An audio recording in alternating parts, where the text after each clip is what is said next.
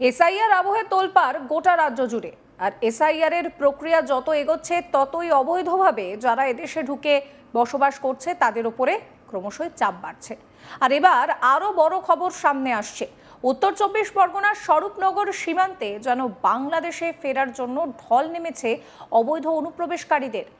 ৪ দিনে অবৈধভাবে সীমান্ত পেরিয়ে ভারত থেকে বাংলাদেশের যাওয়ার চেষ্টা করায় সীমান্তে কর্তব্যরত বিএসএফ জওয়ানদের হাতে ধৃত ৯৮ জন বাংলাদেশি অনুপ্রবেশকারী। এসআইআর শুরু হতেই ভারতে থাকা অবৈধ অনুপ্রবেশকারীরা বাংলাদেশে ফেরার চেষ্টা শুরু করে দিয়েছেন।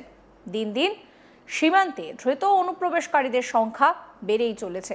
অবৈধভাবে ভারতে থেকে বাংলাদেশে যাওয়ার চেষ্টা করায় স্বরূপনগরের হাকিমপুর সীমান্তে কর্তব্যরত বিএসএফ এর ১৪৩ নম্বর ব্যাটালিয়নের জওয়ানরা বাংলাদেশিদের আটক করেন। ধৃতদের কাছ থেকে কোনো বৈধ নথি না থাকায় ধৃতদের বিএসএফ জওয়ানদের তরফ থেকে স্বরূপনগর থানার পুলিশের হাতে তুলে দেওয়া হয়।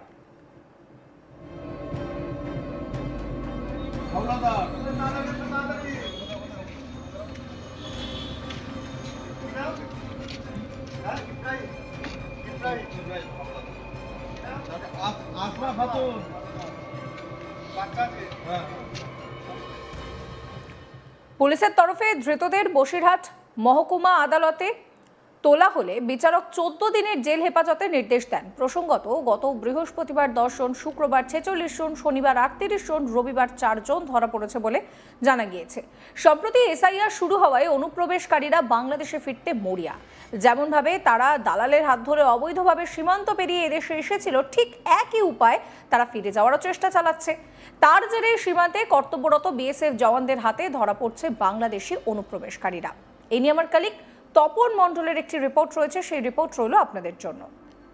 ভারতীয় নির্বাচন কমিশনের তরফ থেকে এসআইআর শুরুর যে প্রক্রিয়া, সেই প্রক্রিয়া শুরু হতেই কিন্তু বাংলাদেশিদের ঢল নেমেছে সীমান্তে। অর্থাৎ যারা অবৈধভাবে ভারতে অনুপ্রবেশ করে রাজ্যের বিভিন্ন প্রান্তের পাশাপাশি দেশের বিভিন্ন প্রান্তে তারা বিভিন্ন সময়ে মুটে মজদুর থেকে বিভিন্ন রকম কাজের সাথে যুক্ত ছিল, যাদের কাছে বৈধ প্রমাণপত্র অর্থাৎ ভারতে থাকার বৈধ প্রমাণপত্র নেই, তারা দেশে ফিরে যাওয়ার জন্য সীমান্ত এলাকায় ভিড় জমাচ্ছে। গত ৪ দিনে বসিরহাট মহকুমার যে স্বরূপনগর থানা রয়েছে, সেই স্বরূপনগর সীমান্ত এলাকা, সেই সীমান্ত এলাকা ব্যবহার করে বাংলাদেশিরা যখন অবৈধভাবে ভারত থেকে বাংলাদেশে যাওয়ার চেষ্টা চালাচ্ছিল, সেই সময় মোট ৯৮ জন বাংলাদেশিকে ইতিমধ্যেই সীমান্তে কর্তব্যরত বিএসএফের যে জওয়ানরা আছে তারা আটক করেছে এবং আটক করে তাদেরকে তুলে দেওয়া হয়েছে বসিরহাট মহকুমারই একটি থানা, স্বরূপনগর থানা। এই স্বরূপনগর থানার পুলিশ হাতে তুলে দেওয়ার পর স্বরূপনগর থানার উদ্যোগে এই ৯৮ জনকেই কিন্তু বসিরহাট মহকুমা আদালতে পাঠানো হয় বিভিন্ন দিনে এবং তাদেরকে ১৪ দিনের জেল হেফাজতের নির্দেশ দিয়েছেন বিচারক।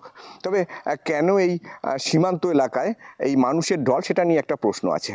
আমরা আগে দেখেছি যে অনুপ্রবেশ বলতে আমরা বুঝতাম যে বাংলাদেশ থেকে ভারতে আসতো, অর্থাৎ বাংলাদেশ থেকে অনুপ্রবেশকারীরা যারা বিশেষ করে বাংলাদেশের গরিব মানুষ যারা কাজের খোঁজে বিভিন্ন সময়ে তারা দালালের হাত ধরে অর্থাৎ মোটা টাকার বিনিময়ে দালালের হাত ধরে বাংলাদেশ থেকে ভারতে অনুপ্রবেশ করত এবং তারপরে ভারতের জনমানুষে মিশে গিয়ে বিভিন্ন রকমভাবে তারা বিভিন্ন জায়গায় বিভিন্ন রাজ্যে গিয়ে তারা বিভিন্ন কাজ খুঁজে নিত, বিশেষ করে মুটে মজদুর এবং কারখানার শ্রমিকের কাজ তারা করত। তবে ইদানিং যে ট্রেন্ড দেখা যাচ্ছে সেটা হচ্ছে এসআইআর শুরু হতেই কিন্তু বাংলাদেশি অনুপ্রবেশকারীরা ভারতে না আসার বদলে ভারত থেকে বাংলাদেশে যাওয়ার যে ঢল, সেটা কিন্তু দেখা যাচ্ছে স্বরূপনগর সীমান্ত এলাকায়।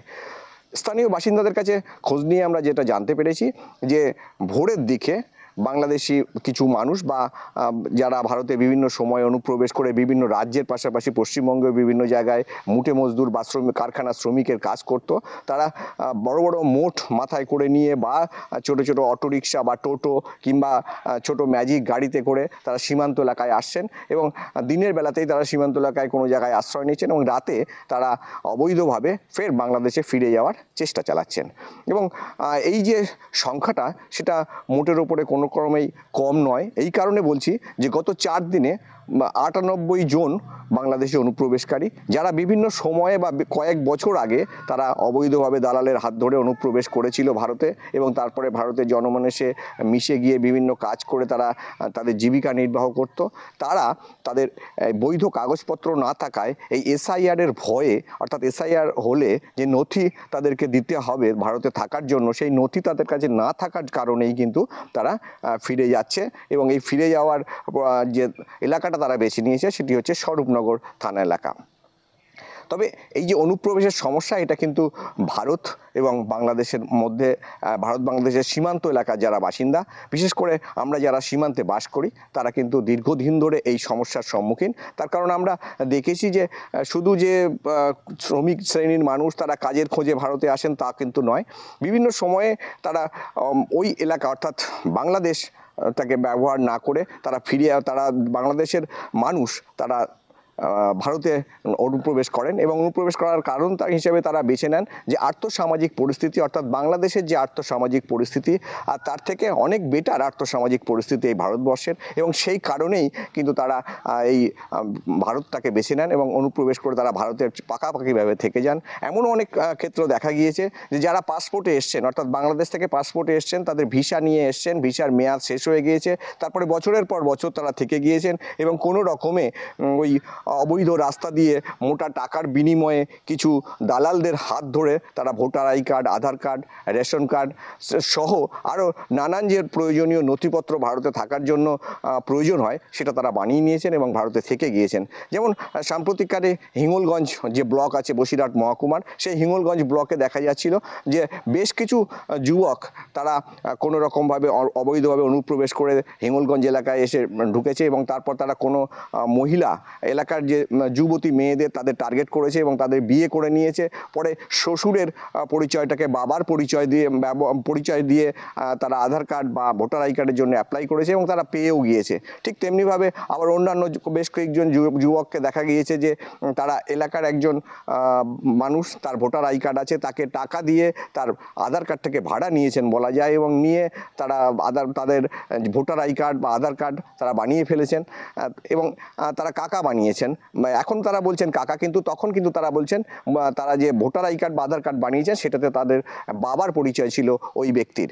এখন এমন আকসার ঘটনা দেখা যাচ্ছে হিঙ্গলগঞ্জ, এবং শুধু এটা হিঙ্গলগঞ্জ নয়, হিঙ্গলগঞ্জ বসিরহাট মহকুমা তা নয়, বসিরহাট বনগাঁ হিঙ্গলগঞ্জ শুধু নয়, সারা পশ্চিমবঙ্গের যেখানে যেখানে এই ধরনের সীমান্ত আছে, অর্থাৎ ভারত বাংলাদেশের সীমান্ত আছে এবং এই অনুপ্রবেশের সমস্যা আছে, সেখানে কিন্তু এই ধরনের সমস্যা থেকে গিয়েছে।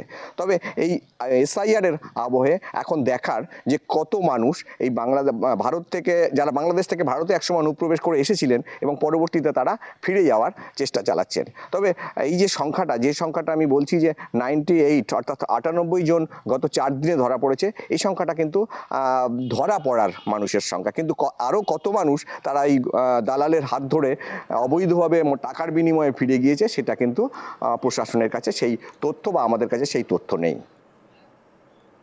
সমস্ত খবরের আপডেটের জন্য আপনাদের নজর থাকুক আজ তাক বাংলায়। চ্যানেলটিকে সাবস্ক্রাইব করবেন, নোটিফিকেশন পেতে বেল আইকনে ক্লিক করবেন, ফলো করতে ভুলবেন না আজ তাক বাংলার হোয়াটসঅ্যাপ চ্যানেলও।